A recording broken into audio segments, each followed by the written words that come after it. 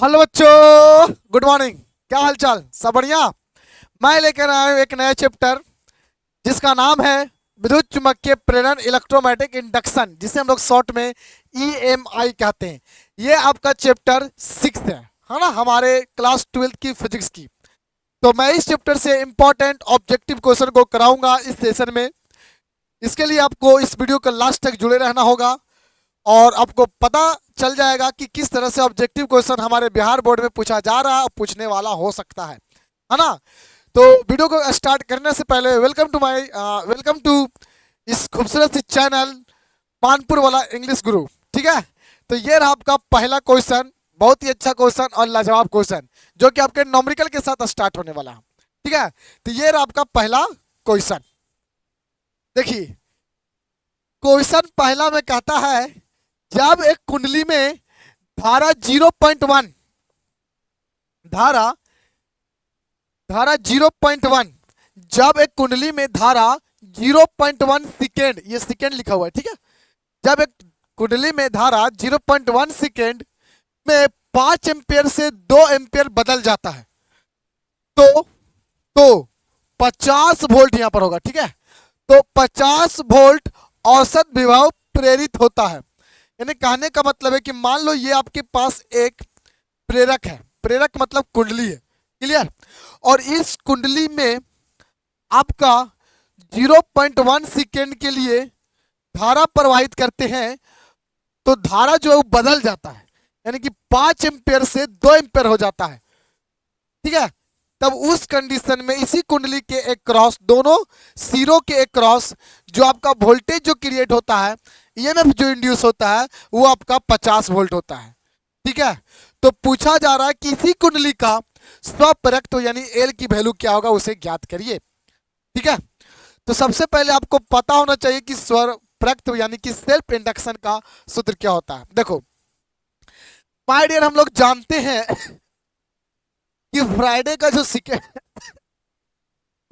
Sorry Friday का जो second ला कहता है कि किसी भी कुंडली में इंड्यूस होने वाला ईएमएफ जो होता है, किसी भी कुंडली के क्रॉस इंड्यूस होने वाला ईएमएफ जो होता है, उसी कुंडली से बहने वाले जो या फिर गुजरने वाला जो विद्युत फ्लक्स होता है ना, उस चुंबकीय जो फ्लक्स होता है, उसके चेंज होने की रेट के डायरेक्टली प्रोपोर्शनल होता है। यानी ई बराबर जो होता है माइनस में d5b बटा dt होता है। ई बराबर माइनस d5b बटा dt होता है। लेकिन और j5b जो होता है वो आपके करंट के समानुपाती होता है। यानी कि जितना ज्यादा इस कुंडली में करंट बहेगा, उतना ही ज्यादा उस कुंडली से होकर फ्लक्स गुजरेगा। तो जब यहां से हम लोग प्रोपोर्शनल को हटाते हैं डियर, तो आपका कांस्टेंट एल आता है। ठीक है, जब हम लोग प्रोपोर्शनल को हटाते हैं तो कांस्टेंट आपका एल आता है, और इस तरफ 5b बराबर एल आई बन जाता है। और जब यहां पर हम लोग क्या करेंगे, 5b के जगह एल आई रखेंगे और एल कांस्टेंट के रूप में बाहर ले लेंगे, तो आपका बचेगा डी आई बटा डी टी, यानी फाइनल रिजल्ट आपका ये आएगा। और ये फॉर्मूला है किसी भी कुंडली के क्रॉस इंड्यूस होने वाला ईएमएफ का, यानी ई बराबर माइनस एल डी आई बटा डी टी, जहां एल का मतलब होता है आपका स्वप्रेरक सेल्फ इंडक्टेंस, और इसी के वैल्यू पूछा है। लेकिन इसमें दिया हुआ क्या क्या है, सबसे पहले आपको वो जानना होगा। सबसे पहले आपको वो जानना होगा कि दिया हुआ क्या है।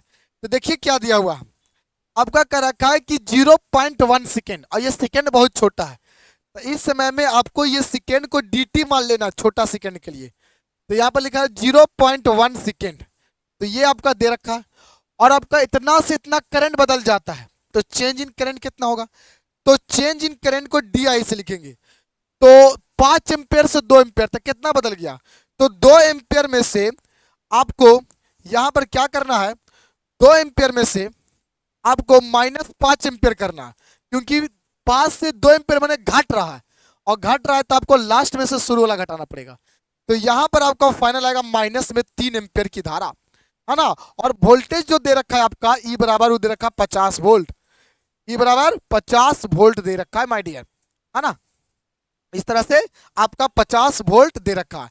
तो यहां पर आपको एल की वैल्यू निकालने के लिए आपको पुट करिएगा, तो ध्यान से समझिएगा कैसे बनेगा। देखो ई की जगह रखिएगा 50 वोल्ट, तो मैंने यहाँ रख दिया 50 वोल्ट बराबर माइनस एल, एल की वैल्यू आपको निकालना है डियर, गुने डी आई कितना है, डी आई मैंने चेंज इन करेंट -3 एम्पियर, तो ये लिखिए माइनस में 3 एम्पियर, ठीक है, माइनस में 3 लिखो, एम्पियर को छोड़ दो मात्रा के, बट्टा बट्टा में डी टी मैंने चेंज इन टाइम, टाइम कितना 0.1 सेकेंड, तो लिखो 0.1 सेकेंड, पॉइंट को हटाएंगे तो ऊपर में जाएगा 10, ये माइनस माइनस कट के प्लस हो जाएगा, ठीक है। यहां से एल की वैल्यू निकालना, तो देखिएगा ध्यान से कि 50 बराबर यहां पर हमको मिल रहा है 30 गुने एल, ये मिलेगा 30, 3 गुने 10 30 और एल 30 एल, तो एक जीरो से एक जीरो कटेगा, फाइनली यहां से एल बराबर आपका निकल के आएगा डियर 5/3, और जब 5/3 को भागा देंगे तो 1.666 हेनरी, यानी कि लगभग 1.67 हेनरी हो जाएगा। और हेनरी क्या है, हेनरी आपका सेल्फ इंडक्टेंस का मात्रक है, तो उसी के रूप में आंसर आएगा, यानी जो यहाँ पर बिल्कुल जो राइट आंसर होने वाला इस नॉमरिकल का आंसर जो होगा वो ए बिल्कुल राइट हो जाएगा माय डियर, ठीक है। चलिए रहा था आपका इंपॉर्टेंट और बहुत ज्यादा पूछे जाने वाले क्वेश्चन, जो कि बिहार बोर्ड ने पूछ चुका है इस क्वेश्चन को, जो कि मैंने आपको सोल्व करके बताया, ठीक है। नेक्स्ट क्वेश्चन की तरफ चलते हैं। ये रहा नेक्स्ट क्वेश्चन, ये भी आपके नॉमरिकल क्वेश्चन को पूछा, और हम जस्ट उसी के तरह है, बस थोड़ा सा दिमाग लगाना।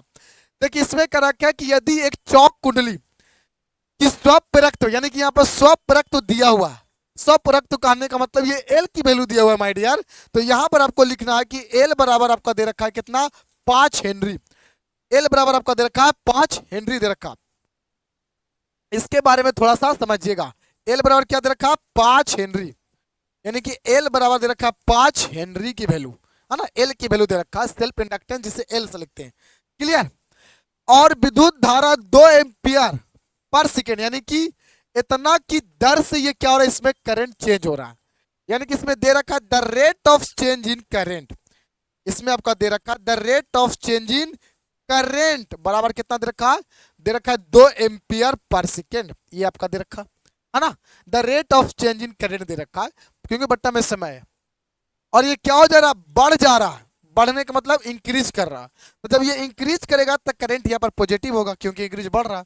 बातें समझ में आया, इंग्लिश में पढ़ देते हैं, the self inductance of A Chowk coil is 5 Henry, the current through it's is increasing, increasing rate से बोल रखा, तो अगर करंट इंक्रीज रेट से हो रहा है कितना से 2 एम्पियर पर सेकेंड, तो सेल्फ इंडक्टेंस, तो इसका क्या करना, तो EMF of the Chowk coil, तो चौक कॉइल का ईएमएफ की वैल्यू बताना पूछना है ना, कि जो चौक कॉइल है उस चौक कॉइल का ईएमएफ क्या होगा, यानी वोल्टेज निकालना जिसमें इंड्यूस होगा, the inducing EMF, the inducing EMF आपको निकालना, the inducing EMF in the coil, Chowk coil, यानी आपको निकाले का रखा ई के वैल्यू क्या होगा, ठीक है। तो हम लोग जानते हैं, अभी जस्ट देखा कि ई बराबर होता है माइनस में एल डी आई बटा डी टी, ये होता है, तो यहां से ई का मान निकाल लो, माइनस रखेंगे, एल की वैल्यू कितनी है, एल की वैल्यू 5, तो यहां पर रख देंगे 5 गुने the rate of change in current, current में चेंज होने की रेट था 2 एम्पियर, तो यहाँ पर 2 एम्पियर पुट कर देंगे, तो गुना कर देंगे तो माइनस में 10, यानी कि जो आपका जो वोल्टेज निकल के आएगा माइनस में 10 वोल्ट निकल के आएगा, इतना इंड्यूस होगा उस कुंडली के क्रॉस माइनस में 10 वोल्ट। याद रखिएगा, देखिए यहाँ पर आपका ऑप्शन जो है -10 वोल्ट भी है और +10 वोल्ट भी है, लेकिन अगर आपका नॉमरिकल गलत थोड़ा सा भी कर देते हैं, साइन में थोड़ा लेने में दिक्कत कर देते हैं, तो आपको यहाँ गलत हो जाएगा। देखिए आपको क्वेश्चन को पढ़ना यह है कि यहाँ पर कह रहा बढ़कर, तो जब क्वेश्चन में अगर बढ़कर बोलेगा तो पॉजिटिव लेंगे, और अगर कहेगा डिक्रीज हो रहा है, घट रहा है, तो उस कंडीशन में आपको क्या माइनस लेना। अगर यही क्वेश्चन इसी तरह से रहता और कहता कि यह बढ़ नहीं रहा है बल्कि घट रहा है, तो यहाँ पर हम लोग the rate of change in current, यानी कि धारा में परिवर्तन की जो दर है जिसे डी आई बटा डी टी लिखते हैं, उसे आपको माइनस में रखना पड़ता, और जब माइनस में रखते तो यहाँ पर इंड्यूस होने वाला वोल्टेज क्या होगा, प्लस में आएगा। और इसी के कॉन्सेप्ट पर एक बातें बताई गई थी लेंजिस लॉ के द्वारा। इंडक्टर की प्रॉपर्टी है कि अगर इंडक्टर में है ना धीरे धीरे करंट बढ़ रही है, तो उसमें इंड्यूस होने वाला करंट उसे कम करने की कोशिश करेगा, यानी कि उसमें माइनस होगा।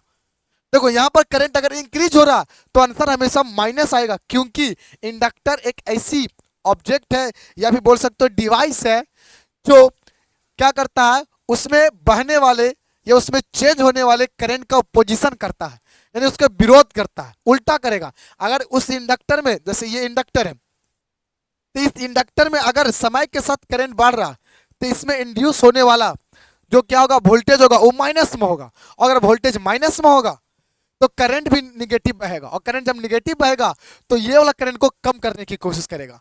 और अगर इसमें फ्लो होने वाली करंट समय के साथ कम रही है तो इसमें इंड्यूस होने वाला ईएमएफ पॉजिटिव होगा, और वो ईएमएफ, ठीक है ना, इसमें कम होने वाले करंट को बढ़ाने की कोशिश करेगा, यानी कि वहां पर आपका करंट की वैल्यू पॉजिटिव आएगा और वोल्ट भी पॉजिटिव आएगा। और यही है इंडक्टर। अगर आपसे कोई पूछे इंडक्टर यानी प्रेरक किसे कहते हैं, प्रेरक एक वैसी युक्ति है, एक ऐसी डिवाइस है जिसमें फ्लो होने वाली करंट के चेंज होने का पोजीशन करता है। यानी अगर करंट इसमें बढ़ रही है तो उसे घटाने की कोशिश करेगा, अगर इसमें करंट कम रही है यानी घट रही है तो ये इंडक्टर उसे बढ़ाने की कोशिश करता है।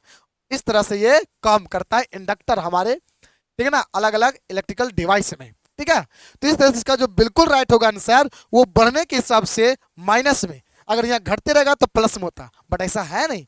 बातों को समझो, बढ़ रहा है तो यहाँ पर माइनस में आंसर आएगा। दिमाग इतना लगा लेना, ठीक है ना, इतना दिमाग लगा लेना। चलिए नेक्स्ट क्वेश्चन। नेक्स्ट क्वेश्चन कह रहा है कि किसी संरक्षण के, किसी नहीं किस संरक्षण के, किस संरक्षण के सिद्धांत पर जो लेंज का नियम है वो आपका प्रमाणित होता है। यानी लेंज का जो नियम है वो किसके कंजर्वेशन ऑफ प्रिंसिपल पर ये फॉलो करता है। आपका धारा का नियम, कि धारा के कंजर्वेशन पर ये फॉलो करता है, कि संवेग की ऊर्जा की आवेश। तो ये बहुत इंपॉर्टेंट है, याद रखिएगा। लेंज का जो नियम है वो ना ऊर्जा संरक्षण के सिद्धांत पर ये कार्य करता है, बहुत इंपॉर्टेंट है। क्योंकि अगर आप किसी मैग्नेट के कॉइल के क्रॉस ले जाते हैं तो उसमें किया गया काम, तो उसमें इंड्यूस होने वाला ईएमएफ के द्वारा किया गया काम के बराबर होता है। और ये काम एक दूसरे के बराबर लेकिन विपरीत होता है, और इसीलिए कहा जाता है कि जो क्या होता है, जो लेंज का नियम होता है ऊर्जा संरक्षण के सिद्धांत पर कार्य करता है। याद रखिएगा। तो इसका राइट आंसर हो जाएगा ऑप्शन नंबर सी, जो कि बिल्कुल राइट होगी। नेक्स्ट क्वेश्चन दिया, नेक्स्ट क्वेश्चन कर रहा है कि 1 हेनरी किसके बराबर होगा। देखिए आपको जस्ट बताएं कि किसी भी कंडक्टर में, किसी भी इंडक्टर में, जैसे ये इंडक्टर है और इसमें बह रही करंट, तो करंट की वजह से क्या होगा, किसी भी कंडक्टर हो चाहे वो इंडक्टर हो, माने अगर कोई चालक हो चाहे तो वो प्रेरक हो, अगर उसमें आप धारा का फ्लो करवाते हैं, बहाते हैं, तो उस धारा की वजह से ऑस्टेट के अनुसार उसके चारों तरफ मैग्नेटिक फील्ड क्रिएट होगा, और वो मैग्नेटिक फील्ड जब इस कॉइल के एरिया से पास होगा तो मैग्नेटिक फ्लक्स बनेगा। और याद रखिएगा जितना करंट अब इसमें फ्लो करोगे जितना ज्यादा, उतना ज्यादा मैग्नेटिक फील्ड बनेगा, और उतना ज्यादा मैग्नेटिक फील्ड इस एरिया से क्रॉस होगा तो उतना ज्यादा मैग्नेटिक फ्लक्स भी होगा, माने चुंबकीय फ्लक्स की बात कर रहा हूं। तो चुंबकीय फ्लक्स ज्यादा होगा कि कम होगा वो डिपेंड कर रहा है कि इसमें कितना करंट बह रहा है। यानी कि द चुंबकीय flux is directly proportional to the current flow through that inductor. में तो यहां पर जब प्रोपोर्शनल को हटाते हैं माय डियर, तो आपका वही चीज कांस्टेंट एल आता है, और वो एल है स्वप्रेरकत्व, यानी कहने का मतलब सेल्फ इंडक्टेंस। और यहां से आपका होगा एल आई।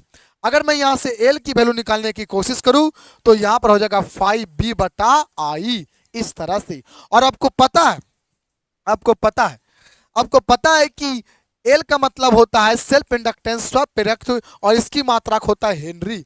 ये आपको पता है, बराबर के बराबर दे दिए, ठीक है, ये बराबर था। और आपको पता है यहाँ की चुंबकीय फ्लक्स की मात्रक वेबर होता है, तो यहाँ पर हो जाएगा वेबर।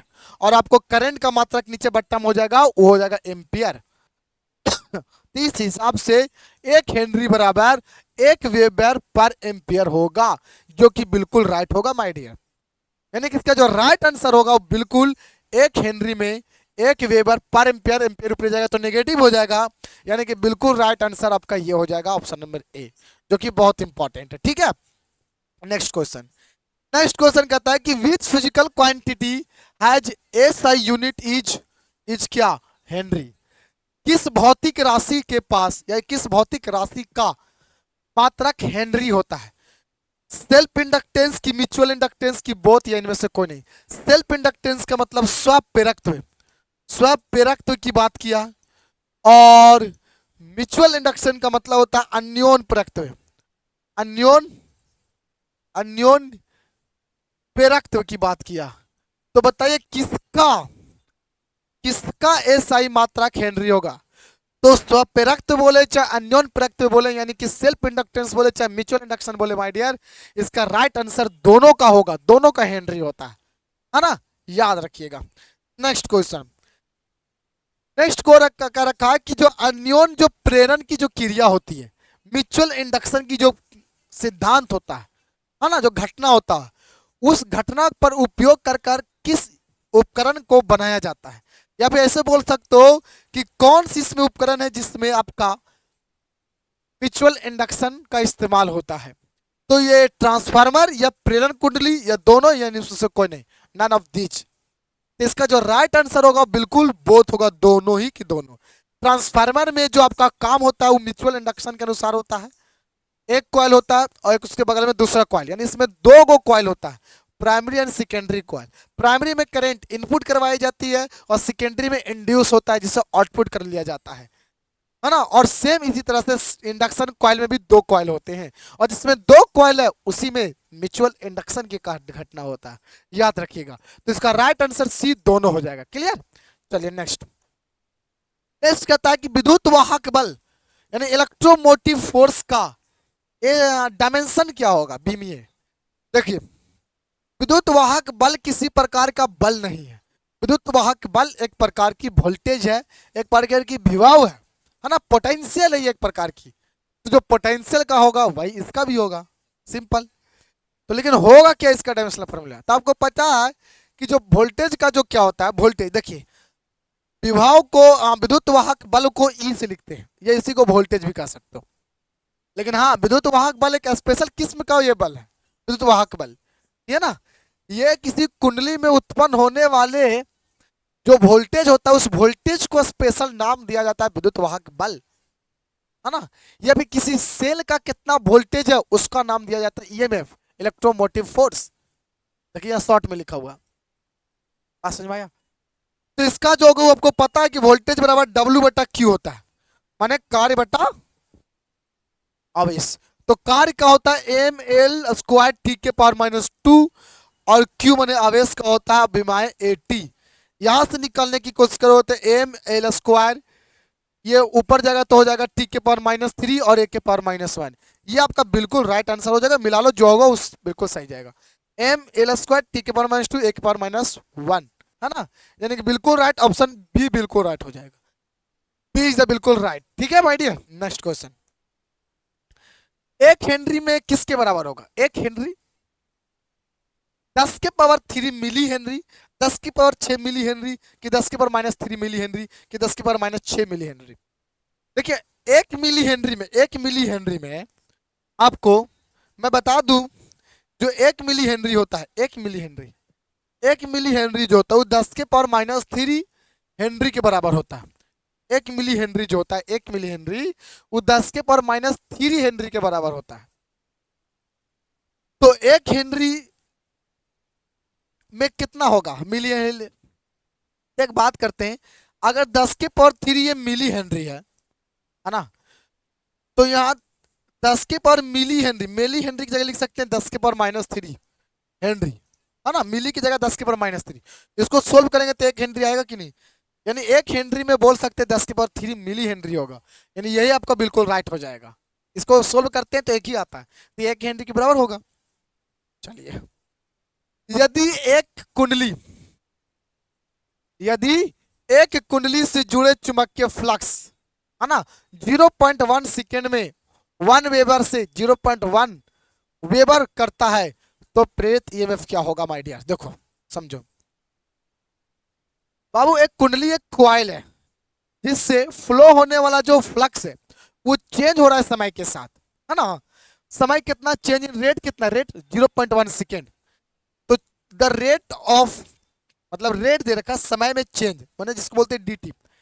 तो dt बराबर दे रखा 0.1 सेकेंड, है ना, इतना दे रखा, और फ्लक्स चेंज हो रहा है, तो चेंज इन फ्लक्स कितना होगा?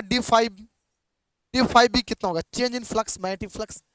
तो 1 वेबर से 0.1 वेबर हो जा रहा, यानी 1 वेबर से 0.1 वेबर हो रहा, है ना, माने 1 वेबर से 0.1 वेबर हो जा रहा, यानी कि 0.1 वेबर में से अगर हम घटा दे 1 वेबर, हमेशा याद रखना बाबू, लास्ट में से शुरू को घटाना है ना। चेंज कितना क्या, क्योंकि 1 वेबर से 0.1 वेबर होगा तो हमेशा ये माइनस में आएगा। पूछो क्यों? क्योंकि यहाँ पर घट रही है, और घटता है तो निगेटिव आता है, और नेगेटिव आएगी कि पॉजिटिव आएगा, इसे बिना सोचे कैसे ला सकते हैं सर? तो इसे ला सकते हैं कि लास्ट में से शुरू को घटा दो, वो अपने आप आएगा कि नेगेटिव होगा कि पॉजिटिव। तो इसको 0.1 को हटाएंगे तो नीचे आएगा 10, माइनस में 1, एलसीएम लेंगे तो 10 यहाँ जाएगा तो 10 हो जाएगा, और 10 में से 1 घटेगा, है ना। देखो यहाँ पर बचेगा, यहाँ हो जाएगा 1 माइनस 10/10, तो आएगा माइनस में 9/10, याद रखिएगा। यानी कि मिला जुला के जो चेंज हो रहा, आपका जो चेंज हो रहा है, चेंज है ना, यानी कि जो चेंज आपका हो रहा है मैग्नेटिक फ्लक्स में, वो माइनस में 9/10 वेबर में चेंज हो रहा है, फाइनल में से शुरू को घटा के। तो ईएमएफ कितना होगा? तो आपको पता है ईएमएफ बराबर होता है माइनस में d/b/dt अकॉर्डिंग टू फ्राइडे, है ना। फ्राइडे के सेकेंड लॉ के अनुसार ई बराबर माइनस d/b/dt लिख सकते हैं। अब माइनस, अब यहां पर मैंने लिख दिया माइनस d/b कितना, माइनस में 9/10, अब बटा में समय, तो समय कितना का इस्तेमाल करेंगे, समय 0.1 का, तो ये ऊपर से पॉइंट हटेगा तो ऊपर जाएगा 10, 10 से 10 कट जाएगा, माइनस माइनस प्लस में 9 वोल्ट हो जाएगा, यानी कि 9 वोल्ट बिल्कुल आपका राइट आंसर हो जाएगा। अब देखिए 9 वोल्ट आपका ये है, बिल्कुल ये राइट है। अगर गलती से ऑप्शन में मैं यहाँ पर माइनस में 9 वोल्ट देता तब तब तो अब माइनस होगा कि प्लस, ये आपको अभी पता चल जाता। अगर यहाँ बाबू उल्टा होता, 0.1 वेबर से 1 वेबर होता, तब आपका आंसर नेगेटिव होता, क्योंकि उस कंडीशन में आपका बढ़ता फ्लक्स, लेकिन यहाँ पर फ्लक्स घट रही है, तो घट रही है तो पॉजिटिव आएगा, बढ़ रही है तो नेगेटिव आएगा, क्योंकि उल्टा होता आपको पता है। इसका राइट आंसर 9 वोल्ट हो जाएगा। नेक्स्ट क्वेश्चन, एक परिनालिका का स्वप्रेरक तो कितना होता है? तो याद रखिएगा, एक जो परिनालिका है, उस परिनालिका का स्वप्रेरक तो जो होता है वो μ0n² A/L होगा, बिल्कुल आपका ये राइट आंसर हो जाएगा। और इंपॉर्टेंट है, याद रखिएगा, μ0n नंबर ऑफ टर्न्स जिसको बोलते हैं क्रॉस सेक्शन एरिया, और आई का मतलब होता है उसकी लंबा, सॉरी एल का मतलब उसकी लेंथ होता है ना। जो परिनालिका इस तरह का होता है, इस तरह का जो परिनालिका होता है ना, इस तरह का जो आपके परिनालिका होता है, इस परिनालिका का जो स्वप्रेरक होता है, सेल्फ इंडक्टेंस का सूत्र, वो μ0n² A/L होता है, बिल्कुल राइट है, याद रखना, वरना बाद में दिक्कत होगा। एक लूप में चुंबकीय फ्लक्स की परिवर्तन के दर किसके बराबर होता है? एक लूप है, उस लूप से बहने वाला चुंबकीय फ्लक्स समय के साथ चेंज हो रहा है, यानी कि the rate of change in magnetic flux, the rate of change in magnetic flux, the rate of change in magnetic flux passes through the coil, है ना, उसको बोलते हैं ईएमएफ के बराबर, वोल्टेज के बराबर होगा। और इसी को तो सेकंड लॉ कहते हैं फ्राइडे का सेकंड लॉ क्या कहता है? According to Faraday second law, the change of, है ना, the rate of change of magnetic flux passes through the coil, है ना, is equal to the induce of EMF across the coil, यानी कि किसी भी कुंडली से होकर गुजरने वाला विद्युत फ्लक्स समय के साथ चेंज हो रहा है, तो उसी कुंडली के दोनों सिरों के बीच में वोल्टेज क्रिएट होता है, जिसे ई कहते हैं। तो ये हमेशा ई के बराबर होगा, यानी ईएमएफ इंड्यूस के बराबर, प्रेरित ईएमएफ के बराबर होगा, विद्युत वाहक बल के बराबर होगा, है ना, याद रखिए। बाकी ये सब गलत है, ये सब गलत है। ऑप्शन बात समझ में आ रहा ना, ऑप्शन ए बिल्कुल राइट हो जाएगा। नेक्स्ट क्वेश्चन की कह रहा है कि 10 ओम, यानी कि इसमें दिया है क्या, देखो इसमें दे रखा है रेसिस्टेंस 10 ओम, है ना, याद रखिएगा। 10 ओम प्रतिरोध का एक, है ना, एक बंद परिपथ में चुंबकीय फ्लक्स दे रखा आपका 5b बराबर 6t², ठीक है, माइनस में 5t और प्लस में 1, है ना, समय के साथ परिवर्तित हो रही है, तो t बराबर 0.25 सेकेंड में बहने वाले धारा क्या होगा, इतना में धारा निकालना, यानी कि इसमें आपका समय दे रखा, समय, the rate of change in time, sorry rate change in time दे रखा dt, छोटा टाइम के लिए dt का इस्तेमाल करते हैं इस चैप्टर में, 0.25 इतना सेकेंड दे रखा, तो पूछा है कि धारा क्या होगा, धारा निकालिए। तो माय डियर हम लोग पढ़ चुके हैं, क्या पढ़ चुके हैं हम लोग, ये पढ़ चुके हैं, यहाँ पर हम लोग ये पढ़ चुके हैं ये पढ़ चुके हैं कि किसी भी कुंडली के क्रॉस इंड्यूस होने वाला जो ईएमएफ होता है वो बराबर होता है माइनस में d∅b अपॉन में dt। यही होता है, ये मैं पढ़ चुके हैं, है ना। लेकिन हमको करंट निकालना है, तो अगर मैं दोनों तरफ रेसिस्टेंस से डिवाइड कर दूं तो कोई फर्क तो पड़ने वाला है नहीं। बताओ, कोई फर्क तो पड़ने वाला है नहीं डियर। मैं आर से डिवाइड कर दूं दोनों तरफ तो कोई फर्क पड़ने वाला तो है नहीं। तो ई बटा आर, ओम के नियम के अनुसार ई बटा आर यानी वोल्टेज बटा रेसिस्टेंस को करंट कहते हैं। तो यहां पर ये बन जाएगा आपका करंट का सूत्र आई बराबर माइनस में d∅b और बटा में आर dt होगा। बोलो यस होगा कि नहीं। अब यहां से आप निकाल सकते हो, देखो कैसे, देखिएगा। तो यहां से क्या लिखेंगे, लिखेंगे आई बराबर -1/r, इसे अलग लिखो। और यहाँ पर है d∅b, 5b की जगह कितना लिखोगे 6t, यानी कि 6t स्क्वायर माइनस में 5t प्लस में 1, ब्रैकेट बंद करोगे, है ना, और बटा में लिखोगे dt। देखो, तो यहाँ पर इसको डिफ्रेंशिएट करना पड़ेगा, है ना। तो इसको जब डिफ्रेंशिएट करेंगे हम लोग, जब इसको डिफ्रेंशिएट करेंगे तो -1/r, अब आएगा पावर बाहर हो जाएगा, पता है आप लोग को, डिफ्रेंशिएशन पढ़े होंगे। तो जब पावर बाहर हो जाएगा तो यहाँ कितना आएगा बताओ। तो ये बाहर पावर बाहर जाएगा तो इससे गुना हो जाएगा, तो हो जाएगा 12, पावर में से कम जाएगा तो 12t हो जाएगा, और इसको t गायब हो जाएगा तो डायरेक्ट 5 हो जाएगा, इतना आ जाएगा। यानी कि i बराबर -1/r 12t - 5। अब इसमें वैल्यू खाली पुट करना है। देखो लिखेंगे -1/r, r की जगह कितना रखेंगे 10 एम्पियर, सॉरी 10 ओम, तो r की जगह रखेंगे 10 ओम, ब्रैकेट 12 गुने t की जगह कितना रखेंगे, t मैंने समय कितना दे रखा था, चेंज इन टाइम, dt बोलो चाहे टाइम बोलो, 0.25 सेकेंड, तो यहाँ पर रखेंगे 0.25 सेकेंड, है ना। और बाकी क्या होगा, बाकी माइनस में 5 होगा, तो यहाँ लिख दो -5। समझ में आया कि जब इसको हटाएंगे तो नीचे आएगा 100, तो 25 चको 100 और 4 तिहाई कितना होगा 12। तो फाइनली आई बराबर यहाँ निकल के आएगा -1/10 गुने, देखते जाओ, है ना। 3 में से -5 जाएगा तो कितना बचेगा, -2 बचेगा, बचेगा। बोलो, और ये माइनस माइनस प्लस हो जाएगा, तो फाइनली क्या आएगा मेरा यहाँ पर, यहाँ पर फाइनली आएगा 2/10, और 2/10 को भाग देंगे तो 0.2 एम्पियर, यानी कि 0.2 एम्पियर बिल्कुल राइट आंसर होगा यहाँ पर। तो ऑप्शन कौन सा होगा, 0.2 एम्पियर दिख रहा है, जी बिल्कुल दिख रहा है। ऑप्शन नंबर बी बिल्कुल राइट हो जाएगा, 0.2 एम्पियर। और एग्जाम में आपका आया है और आपको इतना पता होना चाहिए कि कैसे बनता है। बात समझ में आया। नेक्स्ट क्वेश्चन देखो, नेक्स्ट क्वेश्चन कर रहा है कि यांत्रिक ऊर्जा को विद्युत ऊर्जा में कौन बदलता है। यांत्रिक माने कहने का मतलब है मैकेनिकल एनर्जी को इलेक्ट्रिकल एनर्जी में कन्वर्ट करने वाला, यानी कि आप जहां जाओ और जाने के बाद अगर किसी चीज को घुमाते हैं उसे मैकेनिकल एनर्जी कहा जाता है। तो घुमाने से जो करंट बने उसे क्या कहेंगे, डायनेमो कहेंगे। तो डायनेमो एक ऐसी क्या है, डिवाइस है जिससे घुमाने माने यांत्रिक ऊर्जा को इलेक्ट्रिकल एनर्जी में कन्वर्ट करता है। यानी कि कहने का मतलब है घुमाओ और करंट ले लो, है ना। तो ये क्या होता है, ये यांत्रिक ऊर्जा को करंट में बदलता है, माने घुमाने से करंट पैदा होता है। और ट्रांसफार्मर क्या है, ट्रांसफार्मर क्या करता है अगर पूछ दे तो ट्रांसफार्मर वोल्टेज को कम और बेसी करता है, ये हाई और लो वोल्टेज को कन्वर्ट करता है, ठीक है ना, अल्टरनेटिंग करंट। एसी करंट को भी ये उच्च और निम्न करने का काम करता है, ट्रांसफार्मर का काम होता है। मोटर क्या है, मोटर क्या करता है जी, मोटर में ना पहले करंट देते हैं तब उसमें घूमता है तब पानी निकलता है, यानी मोटर में पहले करंट जाएगा उसके बाद घूमेगा तब पानी निकलेगा।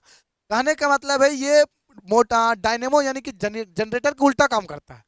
जनरेटर क्या होता है, जनरेटर को पहले घुमाते हैं तो करंट मिलता है, और मोटर को करंट देते हैं तब जाकर घूमता है।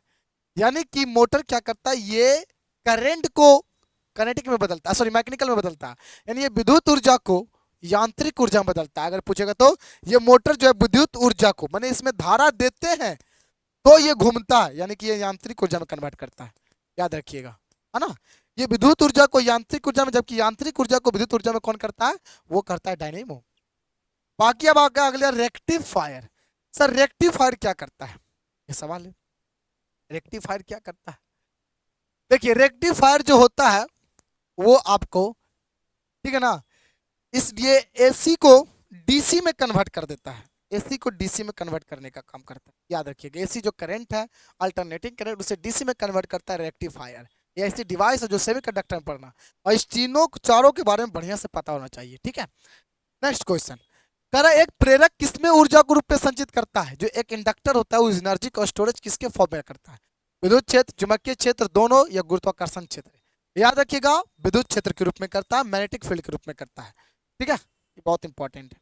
और जबकि कैपेसिटर जो होता है वो विद्युत क्षेत्र के रूप में करता है ना। ये आपका पूछेगा तो कैपेसिटर के लिए यानी संधारित्र में मारेंगे, ठीक है, और ये आपका इंडक्टर के लिए मारेंगे। दोनों अलग अलग बातें हैं, याद रखिएगा। इंडक्टर के लिए अगर पूछे कि एनर्जी को जमा मैग्नेटिक फील्ड के रूप में, कैपेसिटर यानी संधारित्र जो होता है आपका इलेक्ट्रिक फील्ड के रूप में करता है। ठीक है, चलिए नेक्स्ट। जो अगला क्वेश्चन नॉमेरिकल है, कहता है 5 हेनरी का एक चौक कुंडली से होकर प्रवाहित की धारा 3 एम्पियर पर सेकेंड है। अच्छा, ये जो 3 एम्पियर जो जो पर सेकेंड जो है, वो धारा कम रही है कि बढ़ रही है? ये तो क्वेश्चन में नहीं कहा, क्योंकि इसी से तो जवाब पता चलता है ना कि बढ़ रहा है कि घट रहा है। तो इसको तुम इंग्लिश में पढ़ के देखो, शायद वहां पर लिखा हो कि the current passing through the Chowk coil of 5 Henry is decreasing, लिखा हुआ, यानी डिक्रीजिंग कर रहा है। यानी जो करंट जो डिक्रीज करके 3 एम्पियर पर सेकेंड आया, यानी कि माइनस में। तो अगर करंट माइनस में हो तो आंसर पॉजिटिव होगा। तो माइनस वाला ऑप्शन तो ये बिल्कुल गलत हो गया, माइनस वाला एकदम बिल्कुल गलत हो गया। अगर करंट डिक्रीज हो रहा है तो आंसर पॉजिटिव आएगा, अगर इंक्रीज करता तो डिक्रीज होता, यानी माइनस में आता। तो दो ऑप्शन ऐसे ही कट गया, ऐसे ही सोच सकते हो। इतना ऑप्शन को देखो, बाकी ये दो में से कोई एक होगा। अब कौन सा होगा सर, सोल्व करने से पता चलेगा। आओ देखो, एल की वैल्यू कितना दे रखा, 5 हेनरी, ठीक है, और घट रही है 3 एम्पियर पर second. The rate of change in time, the rate of change in time दे रखा, the rate of change in current दे रखा, sorry, the rate of change in current, माने करंट में चेंज होने का रेट, वो भी माइनस में देगा क्योंकि कम रहा, तो माइनस में 3 एम्पियर पर सेकेंड लिखेंगे। तो पूछा है क्या, ईएमएफ कितना होगा, यानी वोल्टेज पूछा है कितना होगा। तो आपको पता है कि वोल्टेज बराबर सूत्र होता है माइनस में डी फाई, सॉरी आपका सूत्र बताए माइनस में एल डी आई बटा डी टी, ये आपका सूत्र होता है। तो माइनस एल की जगह कितना रखेंगे, एल की जगह रखेंगे 5, मैंने 5 रखा, गुने डी आई बटा डी टी कितना, माइनस में 3, तो पुट कर देंगे तो प्लस में कितना आ जाएगा, 15 एम्पियर, सॉरी 15 वोल्ट। कितना आ जाएगा, 15 वोल्ट, क्योंकि वोल्टेज निकाल रहे हैं ना। तो देखिए प्लस में आया, यानी कि अगर डिक्रीजिंग क्वेश्चन में कह दे तो पॉजिटिव पक्का नजर आएगा, यानी जो बिल्कुल इसका राइट होगा 15 एम्पियर बन जाएगा, सी ऑप्शन बिल्कुल हो जाएगा। नेक्स्ट क्वेश्चन, अन्योन प्रेरण, अन्योन प्रेरण में जब एक पतली लौ चादर को दोनों कुंडली के बीच रखते हैं तो इसका म्यूचुअल इंडक्शन क्या होगा, बढ़ेगा या घटेगा? देखिए आपको पता है कि म्यूचुअल इंडक्शन तब होता है जब दो कुंडली हो, है ना। एक पहला कुंडली, इसको बोलते हैं प्राइमरी, है ना, और एक अब इसके बगल में रहेगा दूसरी कुंडली जिसे हम लोग बोलते हैं सेकेंडरी कॉइल।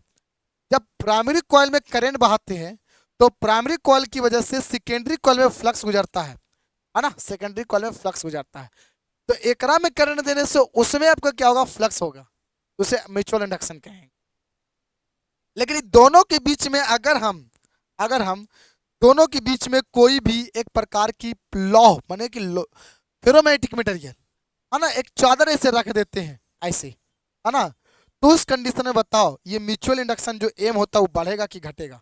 याद रखिएगा, जब फेरोमैग्नेटिक मटेरियल को रखते हैं तो उस कंडीशन में वो मैग्नेटाइज होता है, चुंबक्त हो जाता है, और चुंबक्त हो जाने से उससे यानी सेकेंडरी कॉइल जो बगल में रखा होता है उससे गुजरने वाला जो आपका मैग्नेटिक फ्लक्स होता है वो ज़्यादा चेंज होने लगता है समय के साथ। और जब भी ज़्यादा चेंज होने लगेगा तो उस कंडीशन में उसका म्यूचुअल इंडक्शन तो बढ़ेगा ही बढ़ेगा, यानी कि जो आपका राइट है वो बिल्कुल ये राइट हो जाएगा। ठीक है माय डियर।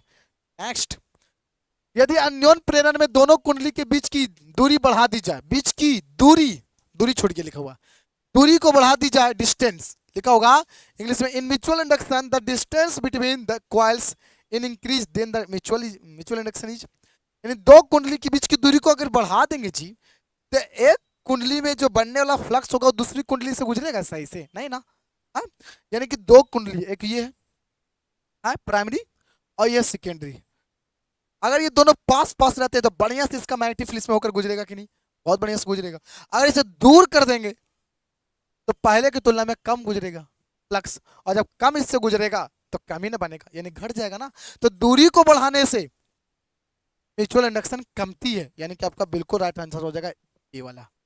चलिए आगे क्वेश्चन कहता है कि मैग्नेटिक एनर्जी या स्टोरेज इन इंडक्टर, एक इंडक्टर में एक प्रेरक में संचित चुंबकीय ऊर्जा का व्यंजक क्या होगा, सूत्र बताना है।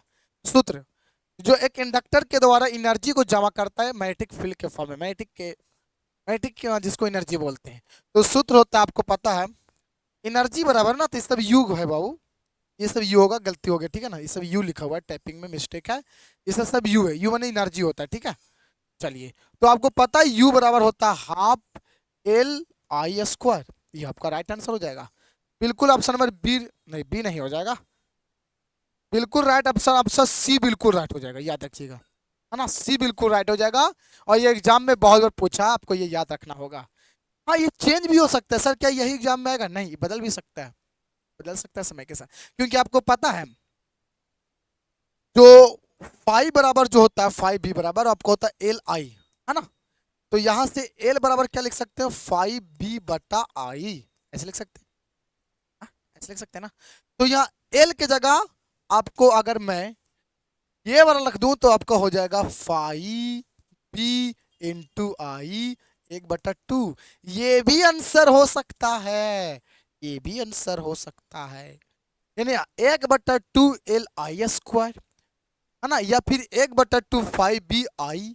एक बार होगा, जानना चाहते हो, यहाँ से आई निकालो, अगर हम यहाँ से आई के वैल्यू निकालते हैं, देखो एक बार होगा, अगर मैं यहाँ से आई निकालते हैं तो आई बराबर यहाँ पर हो जाएगा फाइव बी बट्टा में एल, और इस आई की जगह यहाँ पर पुट करोगे तो एक बार सूत्र निकल के आएगा 1/2 एल गुने आई की जगह रखोगे तो फाइव बी का स्क्वायर बटा एल का स्क्वायर, एगो से कट जाएगा तो फाइनली आएगा 1/2 पाई बी का स्क्वायर बट्टा में एल, ये भी आंसर होगा बाबू।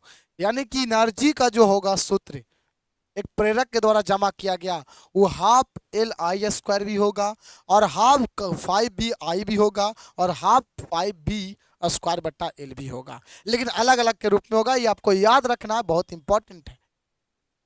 नेक्स्ट, यदि एक चुंबक को एक बंद परिपथ में रखी कुंडली की ओर उसके उत्तरी ध्रुव को ले जाते हैं तो सामने वाला फेस कैसा होगा। देखो मान लो ये कुंडली है, क्लियर, क्या ये मान लो एक कुंडली है, सामने एक कुंडली है ना, ये सामने एक कुंडली है, क्लियर, एक सामने कुंडली लिखा हुआ। अब इसमें क्या क्या रहा थोड़ा समझते हैं, कह रहा है कि when a magnet is moved with its north polarity, यानी एक मैग्नेट क्या है जी, एक मैग्नेट, देखिए एक मैग्नेट है ना, ये मैग्नेट है, देखो ये एक मैग्नेट, ध्यान समझिएगा क्वेश्चन को, ये एक आपके पास मैग्नेट है ना, और इस मैग्नेट का ये है नॉर्थ, ये है नॉर्थ पोल, ये है साउथ पोल। क्वेश्चन क्या कर रहा है, क्वेश्चन का रखा है कि एक मैग्नेट के नॉर्थ पोल को एक कुंडली की तरफ ले जाते हैं, तो कुंडली की तरफ ले जाएंगे तो सामने वाला जो फेस होगा कुंडली को किसके जैसा बिहेव करेगा, साउथ पोल की, नॉर्थ पोल की, बोथ की, इनमें से कोई नहीं। देखो लेंज नाम के साइंटिस्ट ने नियम बताया था, है ना, कि किसी भी कॉइल में इंड्यूस होने वाला करंट की डायरेक्शन या ईएमएफ का डायरेक्शन कुछ इस टाइप से होगी कि यह वो रीजन का पोजीशन करेगा जिसकी वजह से उसमें ईएमएफ इंड्यूस हो रहा है।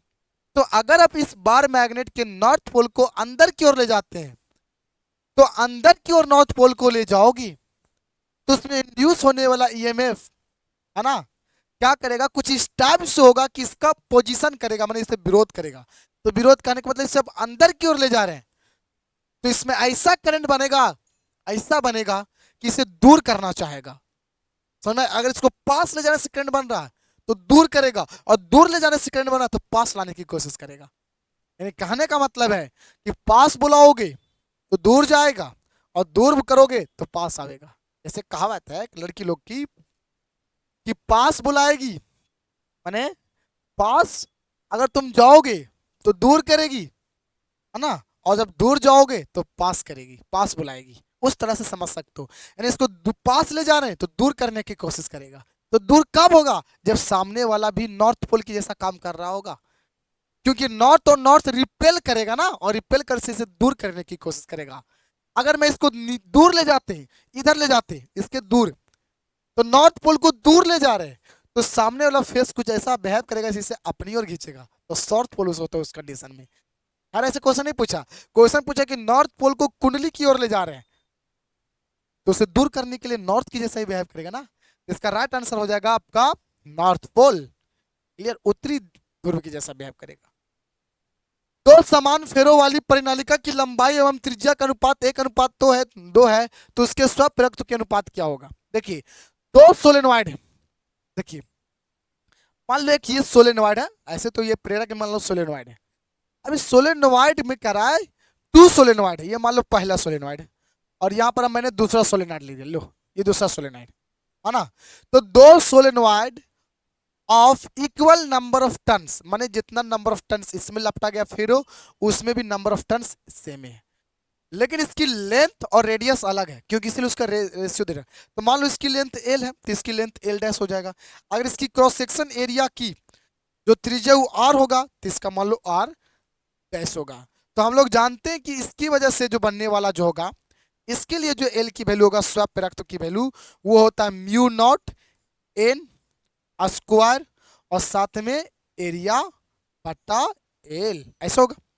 तो यहां से लिखेंगे एल बराबर म्यू नॉट एन स्क्वायर, है ना, और एरिया क्रॉस सेक्शन एरिया माने एक वृत्त की जैसा होगा, तो होगा क्या पाई आर स्क्वायर, बटा में क्या हो जाएगा डियर, बटा में एल हो जाएगा, ये इसका है ना। लेकिन अगर मैं बात करूं इसकी दूसरी की, तो दूसरा के लिए मैं लिखूंगा एल डैश, और एल डैश बराबर आपका हो जाएगा म्यू नॉट, ये तो कांस्टेंट, लेकिन नंबर ऑफ टर्न्स भी बराबर कर रखा है, इसमें नंबर ऑफ टर्न्स भी हो जाएगा एन स्क्वायर, लेकिन इसका एरिया तो बदल जाएगा ना, ए डैश हो जाएगा ना।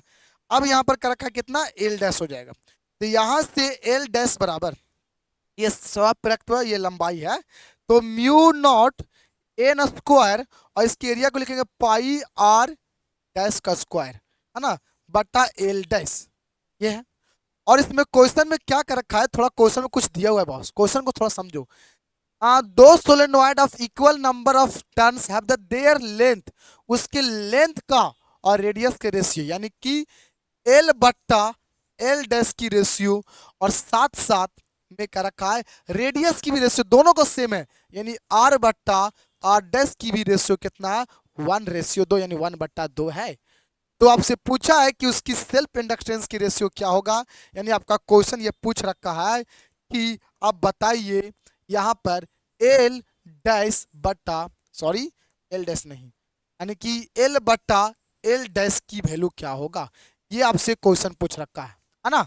एक काम करो, इसको एल माने इसको एल डैश है, तो दोनों का अनुपात कर दो, तो अगर दोनों का अनुपात करते हैं तो एल बट्टा क्या हो जाएगा, एल डैश हो जाएगा, और जब बट्टा करेंगे तो आपको ये से ये कट जाएगा, एन नॉट से एन स्क्वायर से एन स्क्वायर कट जाएगा, पाई से पाई कट जाएगा, फाइनली आपका यहाँ पर आएगा आर स्क्वायर, आर स्क्वायर बट्टा में एल, है ना, गुने, है ना, ये रहेगा, फिर उसके बाद नीचे ये रहेगा तो पलट जाएगा तो ऊपर चल जाएगा, एल डैश बट्टा में आर डैश का स्क्वायर, ये हो जाएगा कि नहीं, बोलो ये होगा। तो यहां से फाइनली आपका होगा एल बट्टा एल डैश बराबर निकल के आएगा, इसको अगर मैं लिखूं आर बट्टा आर डैश का स्क्वायर, ऐसे मैं लिख सकता हूं, बोलो। फिर यहां पर आपका होगा गुने में एल डैश बट्टा एल, ऐसे हो सकता है कि नहीं, बोल रहा हूं, ऐसे लिख सकते हैं।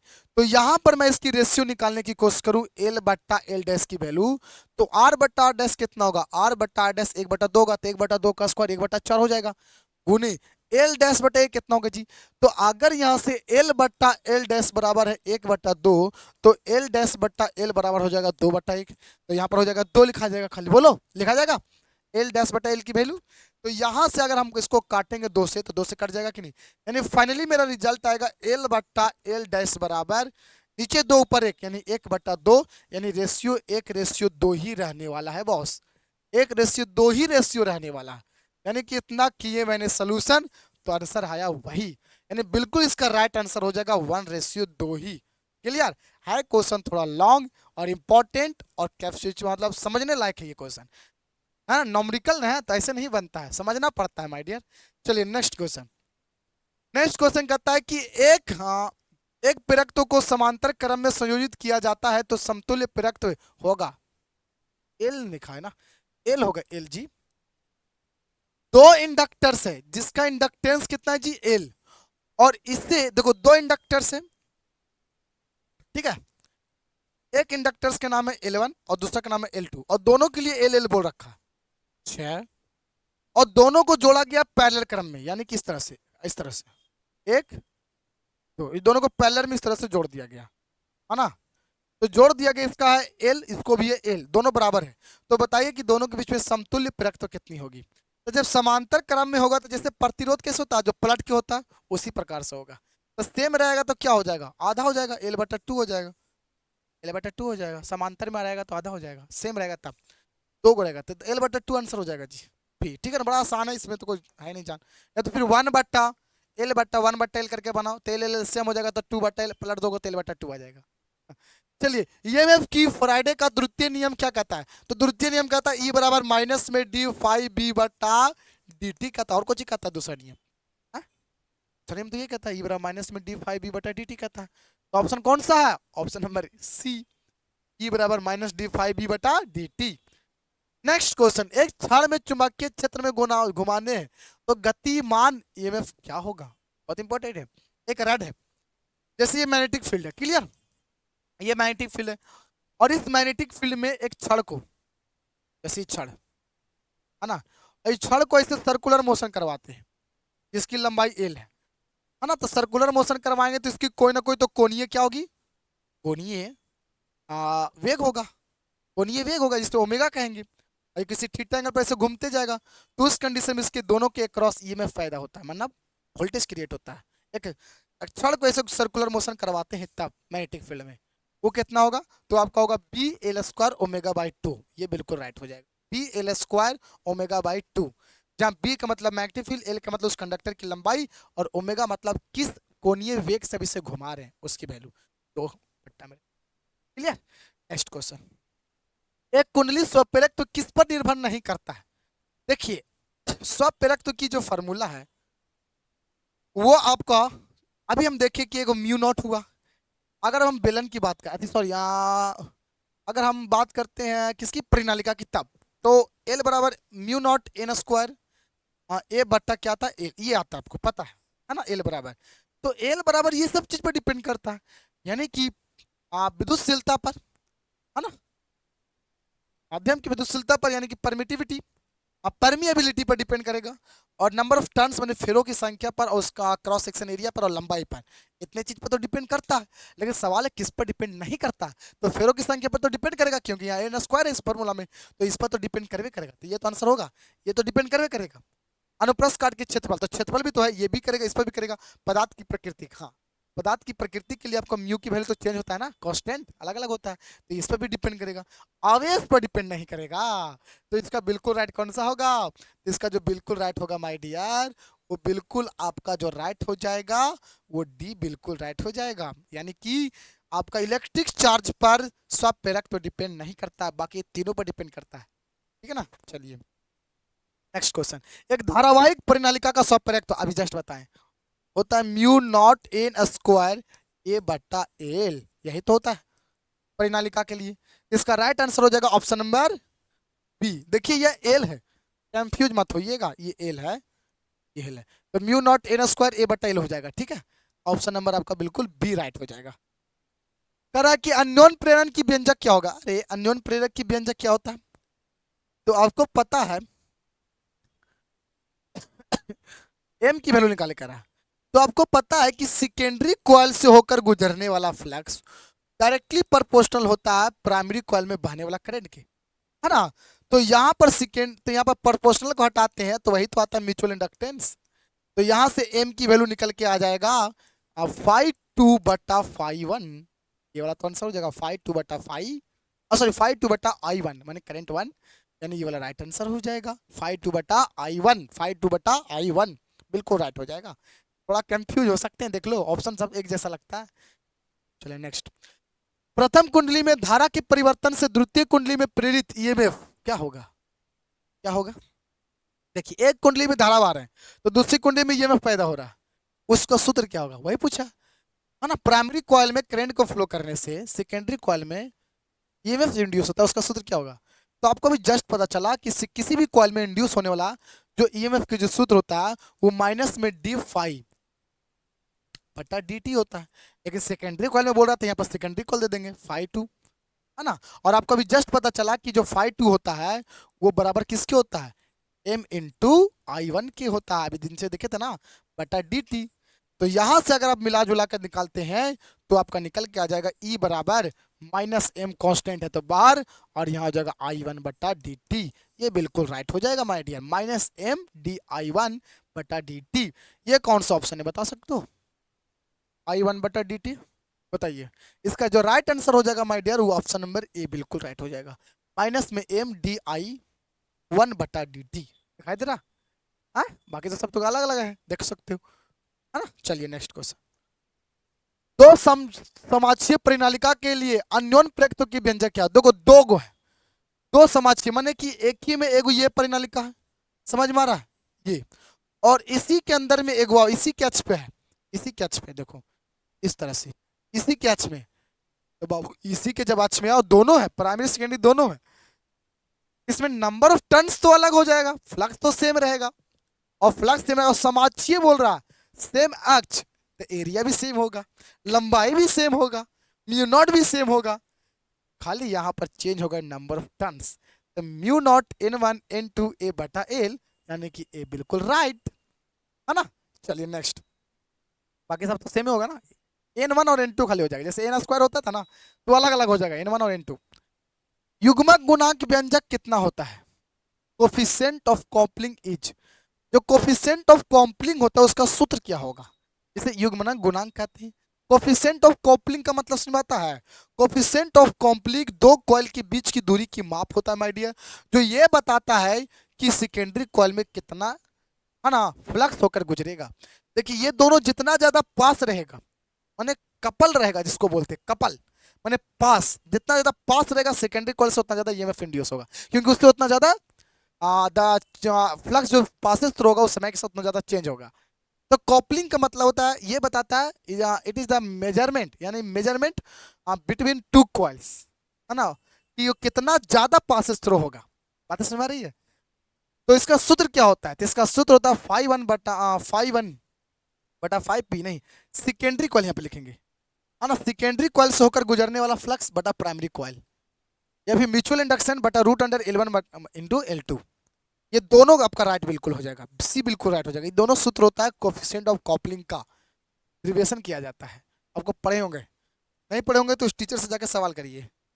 एक समाक्षीय परिनालिका का युग्मक गुणांक कितना होगा, समाक्षीय, समाक्षीय मैंने समझ में आता है जो एक ही अक्ष में हो, तो ये पहली को हो गया, ये पहली हो गया, और दूसरी ये हो गया, है ना, दूसरी ये हो गया, तो प्राइमरी और सेकेंडरी जो है वो दोनों तो एक ही अक्ष में, तो जितना प्राइमरी कॉइल से जो फ्लक्स होकर गुजरेगा, प्राइमरी माने फाई एस, उतना ही सेकेंडरी कॉइल से होकर गुजरेगा, प्राइमरी और सेकेंडरी तो दोनों बराबर होगा। और आपको पता है कि कोफिशिएंट ऑफ कॉपलिंग बराबर होता है फाई एस बटा फाई पी, और दोनों जब एक ही दोनों समान होकर गुजरेगा तो दोनों समान कट के कितना वन आएगा, यानी कि समाक्षीय परिनालिका के लिए युग्मनक गुणांक जो होता है बाबू वो एक होता है, याद रखिएगा, क्योंकि जितना प्राइमरी कॉइल से फ्लक्स होगा गुजरेगा उतना ही सेकेंडरी से भी होकर गुजरेगा, और दोनों बराबर गुजरेगा, उसी के रेशियो को हम लोग क्या बोलते हैं, सेकेंडरी कॉइल से होकर गुजरने वाला फ्लक्स बटा प्राइमरी कॉइल से होकर गुजरने वाला फ्लक्स, और दोनों सेम ही है क्योंकि एक ही अक्ष में, तो कट के वन आने वाला है ना। चलो L1 L2 दो प्रेरक क्रम में संयोजित कर समतुल्य प्रयुक्त का व्यंजक क्या क्या है। देखिए जो L1 है और L2 ये दो स्वप्रेरकत्व है, और M जो है वो आपका अन्योन प्रयुक्त है, और दोनों को श्रेणी क्रम में जोड़ा गया है। तो अगर श्रेणी क्रम में जोड़ा गया तो आपको ये बताना है डियर, आपको ये बताना है कि इसके लिए इक्विवेलेंट है ना इंडक्टेंस का सूत्र क्या होगा, E किस बराबर बताना है, EQ, है ना। तो याद रखिएगा L1 plus L2 plus M होता है, और साथ में L1 प्लस L2 माइनस भी M होता है, दोनों होता है। इसको सजा कर अगर लिखने की कोशिश करो तो N1 L2 plus minus 2M ये दोनों होता है, ऐसे लिखा जाता है। आता समझ आई। इसका जो राइट आंसर होगा वो ऑप्शन नंबर सी बिल्कुल राइट हो जाएगा। यह माइनस भी हो सकता है, प्लस भी हो सकता है, वो डिपेंड करता है करंट कैसे से कैसे गुजर रहा है। अगर सेम डायरेक्शन में जा रहा, मतलब जो प्राइमरी कॉइल में जैसे जा रहा है करंट, वैसे ही सेकेंडरी कॉइल में जा रहा, तो प्लस हो जाएगा। अगर प्राइमरी कॉइल में ऊपर से जा रहा और सेकेंडरी कॉइल में नीचे से जा रहा, तो आपका माइनस में हो जाएगा। और इसमें तो स्पेशल पूछा नहीं कि करंट कैसे जा रहा, तो दोनों हो जाएगा ना। सी बिल्कुल राइट हो जाएगा। लास्ट क्वेश्चन देखिए, अगर यही L1 और L2 का दो स्वप्रेरक और M एक म्यूचुअल इंडक्टेंस को समांतर क्रम में जोड़ा जाता है, दो कुंडली को, तो उस कंडीशन में आपको बताना है M के रूप में म्यूचुअल इंडक्टेंस के फॉर्म में इक्विवेलेंट का फार्मूला। तो बाबू उसके लिए आपको याद रखना पड़ेगा L1 L2 गुना में माइनस एम स्क्वायर बटा L1 plus L2 plus minus 2M होगा। ये सी बिल्कुल राइट हो जाएगा। बहुत इंपॉर्टेंट, आप ध्यान से देख लो, बाकी सब गलत है। एक जैसा लगेगा लेकिन आपको पकड़ना है कि दोनों पहले गुना होता है माइनस एम स्क्वायर बटा L1 plus L2 plus minus 2M होता है। इस चीजों को धरो, मतलब ये श्रेणी क्रम वाला फॉर्मूला समझो हो गया है ना। तो इस तरह से अगर देखा जाए तो आपको समझनी चाहिए। अब होता है आपका चैप्टर खत्म, सॉरी, ये चैप्टर का ऑब्जेक्टिव खत्म होता है। तो कैसा लगा वीडियो कमेंट करके बताइएगा, उसका रिप्लाई मैं जरूर दूंगा। तो मिलते हैं अगले वीडियो में नए चैप्टर के साथ, अल्टरनेटिंग करंट के साथ। तब तक के लिए ओके, गुड बाय।